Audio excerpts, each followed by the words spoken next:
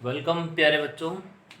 देखिए आज हम स्टडी करेंगे पैकिंग एफिशिएंसी कि एटम्स जो हैं वो किस तरीके से हम अरेंज करेंगे एक उनकी पैकिंग के अंदर, और उनकी पैकिंग जो है वो एफिशिएंट कितनी है।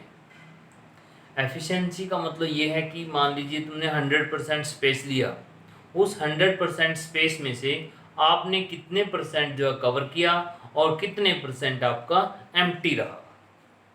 तो बच्चों एम्प्टी कितना रहा और कवर कितना किया, ये दोनों पॉइंट हम यहाँ पे देखेंगे।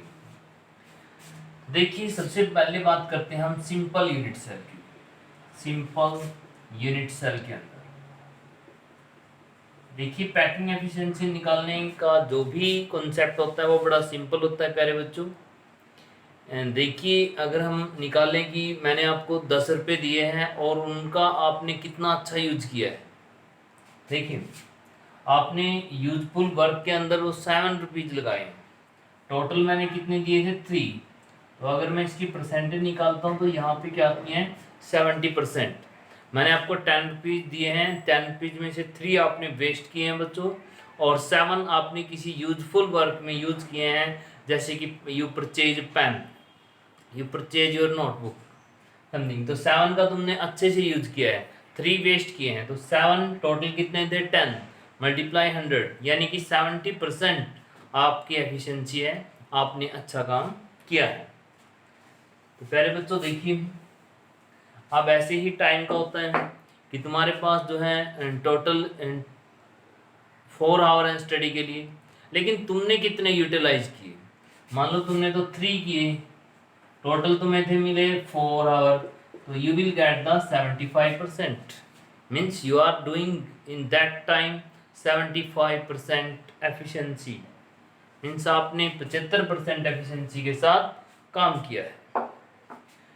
तो प्यारे बच्चों एफिशिएंसी ऐसे ही निकलती है, मीन्स जितना यूजफुल हुआ है वो ऊपर और टोटल डिवाइड टोटल मल्टीप्लाई 100। तो पैकिंग में भी ऐसे करेंगे। एक्चुअली में कितने पार्टिकलों ने स्पेस कवर किया, डिवाइड में टोटल स्पेस मल्टीप्लाई 100। तो यही रहेगा बच्चों। तो क्या रहेगा यहाँ पे space of atoms in unit cell divide में टोटल स्पेस, ये कॉन्सेप्ट रहेगा मल्टीप्लाई 100। ये सबके लिए रहेगा बच्चों, space of atoms in unit cell and total space.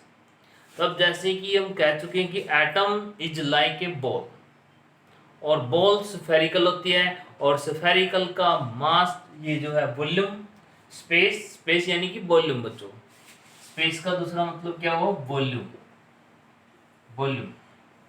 Volume यानी कि space of atom in a unit cell divide में टोटल स्पेस। तो एक स्फेरिकल जो होता है उसका स्पेस क्या बनता है 4/3 पाई आर क्यूब, ये होता है 1 एटम का वॉल्यूम। क्लियर है। तो प्यारे बच्चों ये हो गया 1 एटम का वॉल्यूम। अब फिर क्या करते हैं इसमें, देखिए यहाँ पे मैं क्या लिखूंगा, volume space of the atoms in a unit cell. देखिए वॉल्यूम ऑफ 1 एटम, मल्टीप्लाई कितने एटम्स है जेड से नोट करते हैं कि उस यूनिट सेल में कितने एटम है, 2 है 3 है 4 है, जितने भी हैं। यहाँ पे टोटल वॉल्यूम मल्टीप्लाई 100। प्यारे बच्चों हम इस तरीके से करेंगे। तो अब कहने का मतलब ये है कि एक एटम का वॉल्यूम क्या बनेगा बच्चों, एक एटम का वॉल्यूम बनेगा 4/3 मल्टीप्लाई पाई आर क्यूब। और कितने एटम्स हैं, अगर बात करें सिंपल यूनिट सेल की, इसमें एटम प्यारे बच्चों ओनली कॉर्नर पर होते हैं, और कॉर्नर पर कंट्रीब्यूशन से एक ही एटम हमें मिलता है। तो ये हो गई volume of the atoms that are really present in unit cell divide में टोटल वॉल्यूम। अब टोटल वॉल्यूम कितना प्यारे बच्चों, एक ही क्यूब, क्योंकि ए जो है साइड है और ए की क्यूब क्या बन गया, पूरे यूनिट सेल का वॉल्यूम यहाँ पे बन जाता है। तो प्यारे बच्चों ये बन गया मल्टीप्लाई 100, तो ये आ गया packing efficiency of the simple unit cell. अब इसमें क्या करना है, देखिए ऊपर आर दिया बच्चों, नीचे ए दिया है, तो ए और आर आपस में कैंसिल हो जाने चाहिए। तो हम यहाँ पे एडीआर के रिलेशन जो हमने किया था आज, वहां से ले आएंगे ए में और आर में क्या रिलेशन है। यानी कि सिंपल यूनिट सेल की अगर बात करें हम, देखिए सिंपल यूनिट सेल है, इसमें एटम्स प्यारे बच्चों कहाँ पे रखे हैं, इसमें एटम्स जो है वो कॉर्नर्स पर रखे हैं, these are placed atoms at the corner। तो यहाँ पे बच्चों देखिए जो ये है, ये ए है, और ये एटम आपस में टच भी होते हैं एक दूसरे से। ये क्या हो गया, ए हो गया, ये ए ही किसके इक्वल है, 2r के इक्वल है। देखिए दो एटम की रेडियस ही ए को बनाएगी, क्योंकि दोनों जो कॉर्नर वाले एटम हैं they are touching to each other. अगर उनकी एक साइड देखिए प्यारे बच्चों, ये एक एटम है और ये दूसरा एटम है, तो यहाँ से यहाँ तक का डिस्टेंस क्या हुआ, ये ए हुआ, और ये अगर आर की टर्म में देखें तो 2r है। तो प्यारे बच्चों a इजिकल टू 2r। अगर हम ये वैल्यू पुट करते हैं यहाँ पे 4/3 पाई आर क्यूब डिवाइड में, इसकी जगह रखना हमें a की जगह रखना 2r और इसकी क्यूब मल्टीप्लाई 100। देखिए प्यारे बच्चों एक बात और है, यहाँ पे फिक्स होता है कि जो सिंपल यूनिट सेल का जब हम पैकिंग एफिशिएंसी निकालेंगे सिंपल यूनिट सेल की, वो आती है तुम्हारी 52%।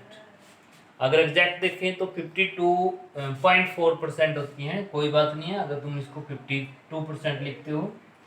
तो अगर हम ये तो है हमारी सिंपल के लिए, और प्यारे बच्चों बीसीसी के लिए क्या है, इससे ज़्यादा होती है बीसीसी के लिए 68%, और फिर 74% होती है एफसीसी के लिए। तो प्यारे बच्चों ये चीज़ें फिक्स हैं कि सिंपल यूनिट सेल के लिए कितनी एफिशिएंसी होती है, 52.4% होती है, और 52 मान लीजिए, और जो तुम्हारा बीसीसी है उसमें 68% होती है, और जो एफसीसी है प्यारे बच्चों उसके अंदर 74% होती है। ये रिजल्ट फिक्स है। अब तुम निकाल लोगे क्या, जो तुम्हें ऑलरेडी पता है। तो प्यारे बच्चों तुम्हारा फॉर्मूला, तुम्हारी वैल्यू स्टार्टिंग की सही हो, आंसर तुमने वही लिखना है जो तुम्हें फाइनल दिया गया है, मीन्स वो रिजल्ट तो आना ही आना है। तो अगर इसको तुम सोल्व करते हो, कर लो सोल्व, कोई प्रॉब्लम नहीं है, लेकिन डायरेक्ट भी लिख सकते हो यहाँ पे कि this is equal to the 52%। Reject करें तो 52.4% यहाँ पे लिख सकते हैं बच्चों। देखिए r से r कैंसिल होगा, ठीक है, सारा कुछ कैंसिल करके हमें क्या मिलेगा, ये मिलेगा। तो इस तरीके से बड़ा इजी मेथड से हम जो है इसको सॉल्व कर सकते हैं। चाहो तो इसको कट करिए आगे, अदरवाइज डायरेक्ट भी राइट कर सकते हो, क्योंकि you have solved this thing and you know this result. तो प्यारे बच्चों आगे काम करते हैं। इसमें दूसरा रहेगा हमारा एफसीसी, यानी कि फेस सेंटर्ड यूनिट सेल, ठीक है, फेस सेंटर्ड यूनिट सेल, यहाँ पे यूनिट सेल भी लिखा हुआ है बच्चों। एफसीसी के अंदर क्या होता है, atoms are present at the corner plus atom are present on the face also. देखिए volume of the atoms in a unit cell, एक एटम का वॉल्यूम मैं यहाँ पे राइट कर रहा हूँ ये बच्चों, फिर यहाँ पे जेड कि एटम कितने अंदर है। अब एफसीसी के अंदर कॉर्नर से आ गया एक atom, and we get the 3 atom from the faces. तो टोटल कितने बने बच्चों, 4 बने। तो ये ऊपर वाला कवर हो गया। टोटल स्पेस कितना हुआ, ए की क्यूब मल्टीप्लाई क्या किया मैंने 100। तो ये क्या आई मेरी packing efficiency of the FCC. अब ए की वैल्यू पुट करनी है आर के टर्म में। ये अगर हम पुट करना चाहते हैं तो देखिए ये फेस है बच्चों, कोई यहाँ पे एटम्स हैं कॉर्नर्स वाले, और ये एटम है फेस वाला। ये एटम आपस में टच नहीं कर रहे हैं, ये एटम इससे टच कर रहा है। तो प्यारे बच्चों एक लाइन ढूंढ लेते हैं जिसमें जो सारे को कवर करेगी। ये देखिए स्पेस की लाइन, इस लाइन को मैं कह सकता हूं कि ये √2a है, क्योंकि प्यारे बच्चों ये a है और ये भी a है, तो ये क्या होगा, ये पाइथागोरस थ्योरम में √2a आएगा। और जो रूम के बीचों बीच डायगोनल होता है प्यारे बच्चों वो √3a आता है। तो चाहे इसको कैलकुलेट करके देख लीजिए। तो ये इतना है बच्चों। अगर r की बात करूं तो इसमें 4 r आ गए हैं, एक r, 2 r इसके हैं और एक ये, तो it is equal to 4r। तो यहाँ पे मैं कहूँगा कि a equal to 4/√2 multiply r। तो यहाँ पे बच्चों इसको हम क्या लिख सकते हैं, इसको 2√2 ऐसे लिख सकते हैं, या इसको 4 ही रहने दें, कोई प्रॉब्लम ही नहीं है। तो a की वैल्यू ये आ गई है, तो a की वैल्यू को हम इसमें पुट करेंगे 4/3 πr³ मल्टीप्लाई 4 डिवाइड में, ये हो गया 4, एक क्यूब करना है 4r और इसका क्यूब हुआ है बच्चों। तो ये √2 कहाँ जाएगा, √2 ऊपर जाएगा और इसका भी क्या है, क्यूब हो रहा है। तो इस तरीके से अब चाहो तो इसको आगे लिख सकते हो तुम, जैसे r की क्यूब, 4 का क्यूब करेंगे तो हम 64 मिलेगा हमें, ठीक है। इसका क्यूब करेंगे तो इसका क्या मिलेगा, 3 बार है √2, ठीक है। तो बाय सॉल्विंग मल्टीप्लाई दिस, अगर हम इसको सॉल्व करेंगे तो बच्चों हमें क्या मिलेगा, विल गेट द 68%। ये आंसर फिक्स है यहाँ पे, answer we already know this frequency, this efficiency will come. So you can write, if you have time you can solve this। तो प्यारे बच्चों तुम ऐसे ही कर सकते हो इसके अंदर। अब देखिए आगे अगर चले हम बीसीसी के अंदर, एफसीसी की, प्यारे बच्चों ये एफसीसी किया था, इसका जो रिजल्ट राइट किया था, ये क्या राइट किया था 68, इसका रिजल्ट है 74%। मैं सोच रहा था कि बीसीसी के लिए हम कर रहे हैं, तो इसका रिजल्ट 68% नहीं करना है, 74% करना है। 68% अब आएगा बीसीसी के अंदर। बीसीसी इसमें एटम्स कहाँ प्रेजेंट होते हैं बच्चों, कॉर्नर पे प्रेजेंट होते हैं और एक सेंटर पे होता है, यानी टोटल 2 एटम होते हैं। तो ये एक एटम का यहाँ पे वॉल्यूम है और यहाँ पे 4 एटम की जगह कितने हो जाएंगे, 2 एटम्स हो जाएंगे। तो यहाँ भी बच्चों हमें ए की वैल्यू पुट करनी है। अब देखिए जो ये मैं बात करूँगा यहाँ पे बीसीसी की, बीसीसी के अंदर जो ये एटम है और ये एटम है, इनको डायगोनली टच कर दिया है, ये डायगोनल बी रूम के बिल्कुल बीचों बीच गया है। तो इसको मैं लिखूंगा √3a होता है, तो ये a के ऊपर √ नहीं होता है, √3a है। तो प्यारे बच्चों और ये r की टर्म में किसके इक्वल है, क्योंकि बीच में भी एक एटम है और वो उसको टच कर रहे हैं, इसकी रेडियस प्लस 2 रेडियस और फिर एक और, यानी कि ये 4r के इक्वल है। यानी यहाँ कह सकते हैं बच्चों कि a जो है वो 4r और डिवाइड में √3 है। तो इसको हम इस तरीके से राइट कर सकते हैं 4/3 πr³ मल्टीप्लाई 2 और a की जगह क्या राइट करूँ 4r और ये इसकी क्यूब डिवाइड में √3, जो √3 ऊपर चला जाएगा और इसकी भी पावर 3 है, क्योंकि a की पावर क्यूब है तो इन सब की पावर भी मैंने क्यूब कर दी है।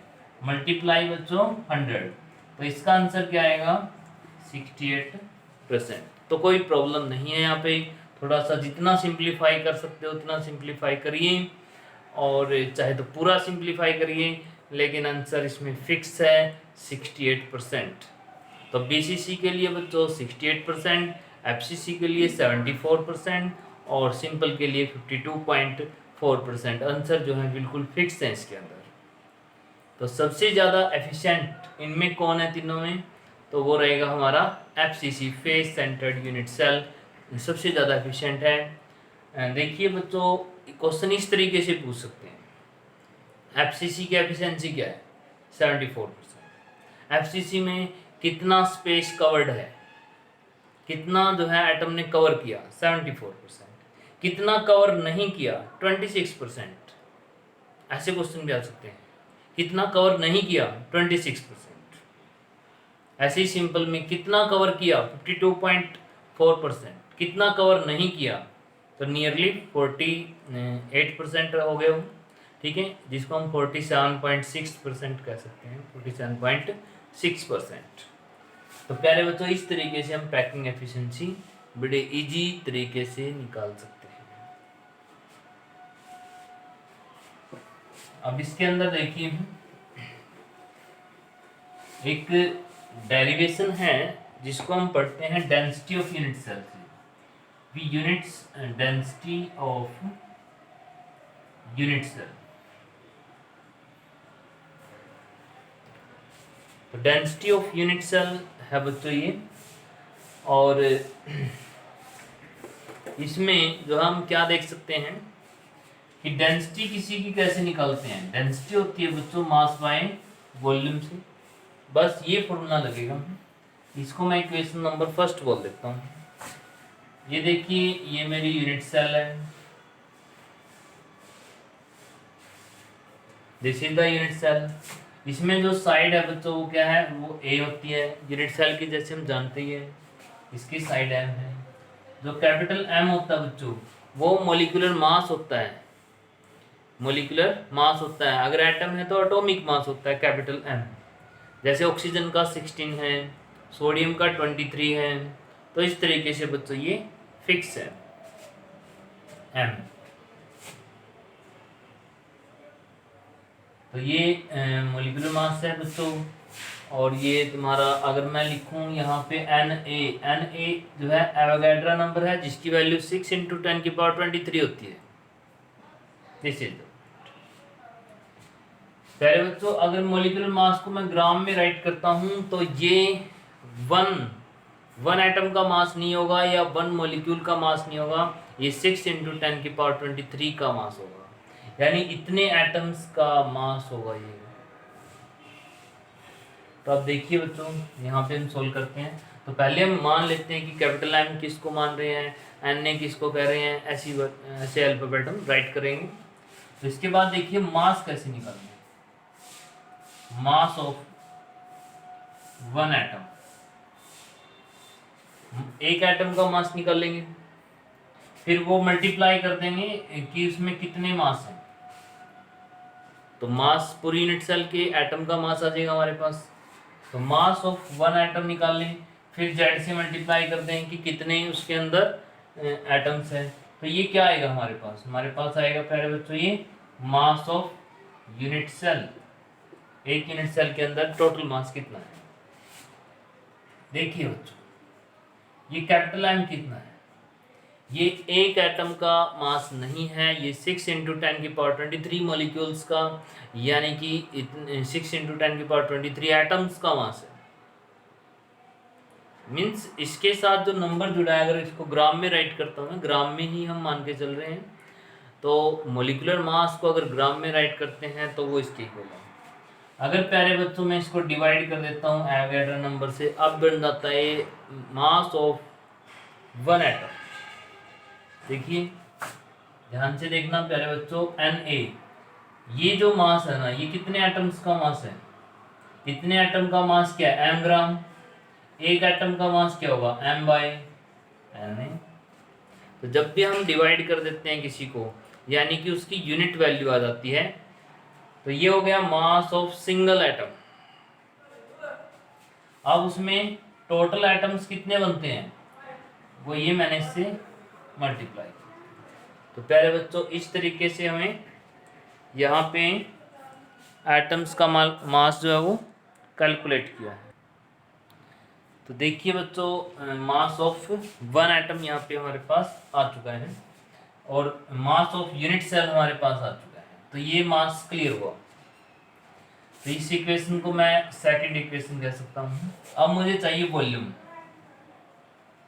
बच्चों मुझे चाहिए वॉल्यूम। वॉल्यूम क्या होगा, वॉल्यूम हम जानते हैं कि एक ही क्यूब है। तो देखिए हमें वॉल्यूम भी मिल चुका है, हमें मास मिल चुका है, वॉल्यूम मिल चुका है। बस अब तो हमें वैल्यू पुट करनी है। Density equal to mass Z multiply M divide में Na, और ये क्या है, ए की क्यूब इसमें आ गया। तो बच्चों हमें ये मिल गया डेंसिटी का derivation, density of the unit cell. देखिए बच्चों Z मल्टीप्लाई M, Z क्या है, number of atoms present in that particular unit cell. अगर वो सिंपल है तो Z की वैल्यू 1 है, BCC है तो 2 है, और FCC है तो 3 है बच्चों। Na Avogadro number 6 × 10⁻23 A side of a unit cell. तो बच्चों जो साइड ऑफ यूनिट सेल है, जनरली जो साइड ऑफ यूनिट सेल है वो हमें ऐसे पिकोमीटर में दी होती है, 100 पिकोमीटर। अगर उसको पिकोमीटर से जब हम उसको सेंटीमीटर में कन्वर्ट करते हैं तो 10⁻⁻10 राइट करते हैं।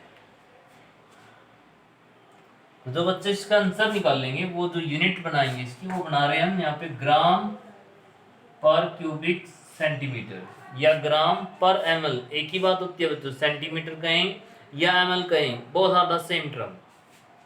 तो ग्राम पर क्यूबिक सेंटीमीटर यहाँ बनाना चाह रहे हैं। तो यानी कि जो पिकोमीटर है उसको बार बार सेंटीमीटर में चेंज करने की बजाय इसमें क्या किया, इस फॉर्मूले में मॉडिफिकेशन कर दिए हैं, 10⁻⁻30 और लिख दिया इसके अंदर, ताकि जो पिकोमीटर में एक ही वैल्यू है उसको बार बार कन्वर्ट ना करना पड़े और उसमें आंसर अब सेंटीमीटर में ऑटोमेटिक कन्वर्ट हो गया। क्योंकि ये पावर 3 है बच्चों, तो 10⁻⁻10 इसकी पावर 3 करेंगे तो 10⁻⁻30 हो जाएगा यहाँ पे। तो इसको हम डायरेक्ट यूज कर सकते हैं, लेकिन ध्यान रहे एक ही वैल्यू यहाँ पे हमें क्या पुट करनी है, पिकोमीटर में, जो कि अक्सर 99% दी होती है। अगर वो सेंटीमीटर में गिवन है तो फिर हमें इसको यहाँ पे लगाने की जरूरत नहीं है। तो ये हमारा डेरिवेशन है। तो प्यारे बच्चों ध्यान से देखना, तुमसे डायरेक्ट डेंसिटी पूछ सकते हो, Z की वैल्यू डायरेक्ट नहीं देंगे, वो कह देंगे BCC, समझ जाना कि 2 है। अगर वो बात कर रहे हैं सोडियम एटम की, सोडियम एटम का मॉलिक्यूलर मास 23 होता है। अगर वो बात कर रहे हैं बच्चों सल्फर की, सल्फर का मॉलिक्यूलर मास 32 होता है। यानी वो कोई एटम बताएंगे, तुम्हें उसका मॉलिक्यूलर मास ऑलरेडी 9 है तुम्हारे लिए। एवोगाड्रो नंबर, अगर वो तुमसे देखिए एवोगाड्रो नंबर यहाँ पे फिक्स है 6 × 10⁻23 में। ए साइड है बच्चों, तो सारी वैल्यू देंगे, तुमसे डी पूछ लेंगे। ये भी हो सकता है बच्चों ये कैलकुलेट करना पूछ लें तुमसे, ये दे दें, ये दे दें और ये दे दें, ये भी दे दें। हो सकता है बच्चों ये भी कैलकुलेट करना पूछ लें, फिर उसके लिए क्या होगा, ये देंगे, वो ये देंगे, ये। कई बार बच्चों कंफ्यूजन हो जाती है इस मॉलिक्यूलर मास में, मॉलिक्यूलर मास में थोड़ी सी कंफ्यूजन हो जाती है कि कई बार डायरेक्ट वैल्यू नहीं देते हैं इसकी, वो कह देते हैं ऐसे कुछ हिंट देंगे मोल कॉन्सेप्ट का, वो मोल कॉन्सेप्ट का कुछ हिंट देंगे तुम्हें, और उस मोल कॉन्सेप्ट से जो है तुम्हें मॉलिक्यूलर मास लेके आना है। समझ रहे बच्चों, उस मोल कॉन्सेप्ट से तुम्हें वो कह देंगे इसमें जो है 10⁻23 मॉलिक्यूल का वेट 10 ग्राम है, ऐसे कुछ। तो 10⁻23 मॉलिक्यूल का वेट 10 ग्राम है, तो हमें निकालना पड़ेगा 6 × 10⁻23 मॉलिक्यूल होते, फिर कितना वेट बनता, तो ये क्या बन गया, इसका मॉलिक्यूलर मास बन गया। तो ऐसे वो हिडन फॉर्म में भी दे सकते हैं और उसको हमें कैलकुलेट करना पड़ेगा। लेकिन जनरली क्या होता है, डायरेक्ट वैल्यू मिलेंगी और हमें पुट करनी, डेंसिटी हम निकाल देंगे। प्यारे बच्चों इसका ध्यान रखना, मॉलिक्यूलर मास मोल कॉन्सेप्ट से जो है कुछ हिंट दे सकते हैं, वहाँ से भी आ सकता है। क्या आप तो डायरेक्ट ना बताएं कि ये एटम है, सोडियम एटम है, सिल्वर एटम ना बताएं वो, लेकिन फिर क्या है इनडायरेक्ट रूप से वो दिया होगा और हमें वो कैलकुलेट करना पड़ेगा पहले, फिर हम क्वेश्चन को सॉल्व करेंगे। तो ये था बच्चों density of a unit cell. अब देखिए डेंसिटी ऑफ यूनिट सेल जो हमने पढ़ा, यहाँ पे एक बात बता देता हूँ। वैसे तो देखो बहुत सारे फॉर्मूले हैं और उनकी बहुत सारी अरेंजमेंट्स हैं कि इसमें जैसे NaCl है, उसमें सोडियम कहाँ रखा होता है। NaCl का अगर क्रिस्टल देखें तो उसमें सोडियम कहाँ है, क्लोरीन कहाँ है। ऐसे तो बहुत सारे हैं, लेकिन देखिए एनसीईआरटी में ये नहीं है। लेकिन मोस्टली अगर कंपटीशन में भी क्वेश्चन पूछते हैं तो किसी और के लिए नहीं, वो मोस्टली जो है 99% NaCl के लिए पूछते हैं। तो NaCl का थोड़ा सा याद कर लेंगे हम कि इसमें जो क्लोरीन होता है बच्चों, जो क्लोरीन आयन है, और एक इसमें सोडियम आयन है। क्लोरीन आयन FCC पर होता है, क्लोरीन आयन FCC पर प्रेजेंट होता है, और जो सोडियम आयन है बच्चों ये एजिज पर प्लस सेंटर में, ये यहाँ प्रेजेंट होता है। तो बच्चों FCC में टोटल एटम कितने बनते हैं, 4, और एजिज और सेंटर पे कितने बनते हैं टोटल एटम, यहाँ भी बच्चों 4 बनते हैं। तो इसमें एक यूनिट सेल के अंदर अगर Z की वैल्यू पुट करनी हो, देखो तो हम क्या पुट करेंगे, 4 किसके लिए पुट कर रहे हैं, NaCl, 4 NaCl है यहाँ पे। मान लो यूनिट सेल सोडियम की बनी हुई है, ये भी हो सकता है सोडियम की बनी है, तो उसमें हम सोडियम एटम्स को काउंट करेंगे। वो कहेंगे कि सोडियम एटम जो है FCC पे है, तो सोडियम को देखेंगे। अगर बात आ गई NaCl की बच्चों, तो हम देखिए क्लोरीन FCC पे होता है और 4 होता है, सोडियम एजिज और सेंटर पर होता है, ये भी 4 होता है। अगर ये कहें कि इसमें NaCl कितने हैं, तो इसके अंदर प्यारे बच्चों 4 NaCl है और 4 सोडियम है, 4 क्लोरीन है, यानी कि 4 NaCl। तो ऐसे अगर कोई फॉर्मूला दिया है तो उसमें Z की वैल्यू हम इस तरीके से पुट करेंगे। तो ये क्लियर हुआ बच्चों। तो NaCl के लिए आप इसको ध्यान रख सकते हो, बहुत इंपॉर्टेंट है, बहुत काम आएगा आपकी। क्लोरीन FCC पे है, 4 एटम्स हैं, सोडियम एजिज प्लस सेंटर पर है, यानी कि यहाँ भी टोटल है। तो जो 4 और 4 इसके अंदर है। प्यारे बच्चों अगर इसका कोऑर्डिनेशन नंबर की बात करें तो इसमें कोऑर्डिनेशन नंबर 6:6 होता है। इसके अंदर सोडियम एटम 6 क्लोरीन से सराउंडेड है और एक क्लोरीन एटम 6 सोडियम एटम से सराउंडेड है। तो यहाँ पे जो कोऑर्डिनेशन नंबर बनता है वो 6:6 बनता है। बच्चों कोऑर्डिनेशन नंबर क्या होता है, एक एटम है उसको चारों तरफ कितने एटम डायरेक्टली टच कर रहे हैं, वो उसका कोऑर्डिनेशन नंबर बन जाता है। तो 6:6, एक सोडियम को 6 क्लोरीन घेरते हैं और एक क्लोरीन को 6 सोडियम भी घेरते हैं, तो 6:6 यहाँ पे जो है कोऑर्डिनेशन नंबर बनता है। तो प्यारे बच्चों आज के लिए इतना ही करेंगे। Thank you.